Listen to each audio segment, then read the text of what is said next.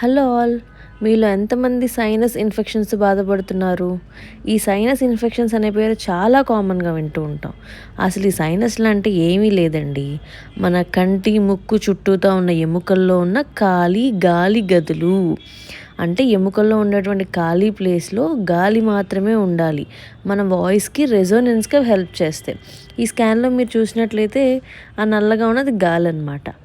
ఇది ఆపరేషన్ చేసాం, సైనస్లో గాలి బదులు చీము ఉండడం వల్ల చీమంతా ఆపరేషన్ చేసి తీసాం. చూడండి, అది మ్యాక్సిలరీ సైనస్, కంటి కింద భాగంలో అంటే పై దవడ దగ్గర ఉంటుందన్నమాట. ఆ తర్వాత అక్కడ మీకు చూపిస్తుంది ఎథమాయిడ్ అండ్ ఫ్రాంటల్ సైనస్, అంటే కంటి పక్కన భాగం, కంటి పైన భాగం. ఇక్కడ చూడండి, ఇది మళ్ళీ ఎడం వైపు చూపిస్తున్నాం. ఎడం వైపు మ్యాక్సిలరీ సైనస్, అది ఫ్రాంటల్ సైనస్. అక్కడ మీకు కనిపిస్తున్న చిన్న రంధ్రం లాంటిది ఫ్రాంటల్ సైనస్ ఓపెనింగ్ అనమాట. అది చూడండి, లైట్ చూడండి, ఇప్పుడు ఆ లైట్ ఇలా వస్తుంది. సో సైనస్లు అనేవి కేవలం గాలి గదులు మాత్రమే, అంతకుమించి ఏమీ లేదు.